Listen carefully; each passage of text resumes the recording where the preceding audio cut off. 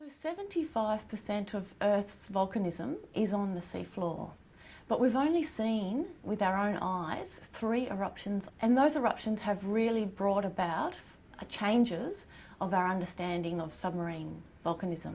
My recent research has really been working with other international agencies on the seafloor. So I'm particularly fascinated in understanding how volcanoes operate underwater, and especially how fluxes of volcanic heat and volcanic chemicals influence ocean processes. In 2012, a passenger of an airline jet looked out of her window and saw a gigantic raft of volcanic pumice. We were able to show that that pumice raft had come from Havra volcano, which is about 1,000 kilometres north of New Zealand.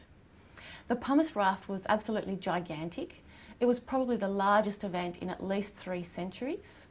In 2015, we were successful to bring a remotely operated vehicle and an autonomous vehicle to the seafloor to try and understand the dynamics of this eruption.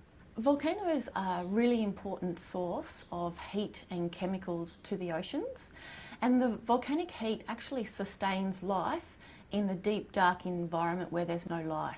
And so there are really delicate and very complex food webs that live on hydrothermal vents on volcanoes.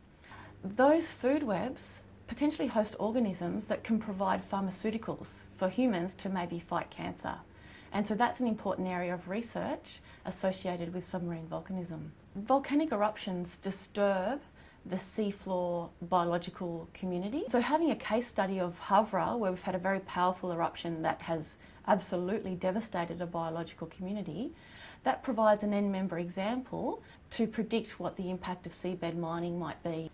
In the field of research that I'm in, volcanoes, mantle plume volcanism, understanding the interactions between volcanoes and oceans, I find that they're really good thematic areas to really inspire students at undergraduate level to move forward to make the next generation of scientific advances.